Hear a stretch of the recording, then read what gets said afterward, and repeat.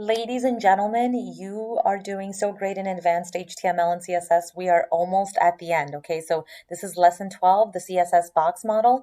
In this lesson, we're going to learn how to use the CSS box model to space out the elements on our web pages. Okay, so let's go ahead and get started. This lesson is going to answer any questions that have to do with layout, like how do I move a certain element to this part of the page? How do I make space around my elements? All of those questions will be answered with the CSS box model. So our first exercise is I need some space. Okay, this web page has a collage of kittens. They are arranged in table form using divs to create a grid structure. We're going to see this more when we get to the bootstrap unit. For now, it's not really important how the divs are organized. We just know that they're inside of div containers, and we already know what a div is. Okay, so our job is to add a margin to the class call3, and we're going to experiment with the value of the margin to see what the difference is. Questions to keep in mind: what do you notice about where the space is added? Is it around the border or inside the border? So let's pay attention to how our margin property is going to affect our the visual look of our page. Okay, to continue, set the margin on all sides to 5 pixels. Okay, so let's go ahead and get started.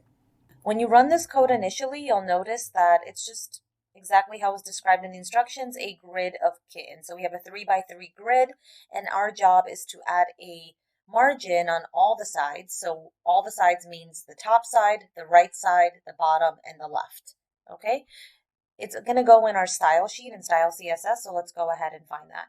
All right, so here's our call3 rule. And this is where we want to add the margin around the div. To add the margin, we're going to use the margin property. I believe this is new. It is new. Okay, and to add the margin, we're going to give it a value of 5 pixels. Okay, so when you give the margin property one value, it automatically applies to all of the sides.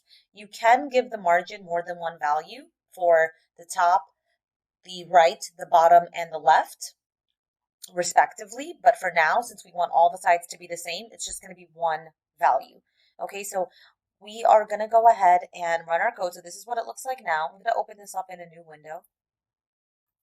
Okay, so this is what it looks like. Oh, okay, so let's save this and let's go ahead and run it.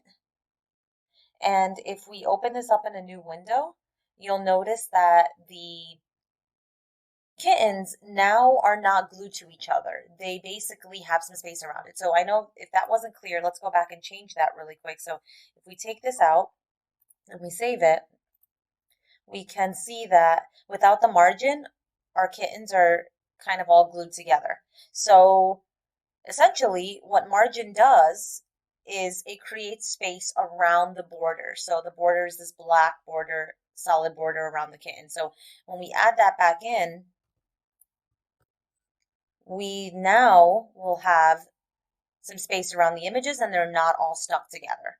Okay, so you can experiment with this value, right? You can make it larger or smaller. Let's say we double it. Okay, so if you take a guess, you most likely guess correctly that you're just going to get even more space around the image. It's not going to change the size of your pictures or anything that's inside the divs. All it's affecting is the space around the border. So if you want space around any of your elements, margin property will be the way to go. Okay, so that wraps up our first exercise. I need some space. Nice job, everyone.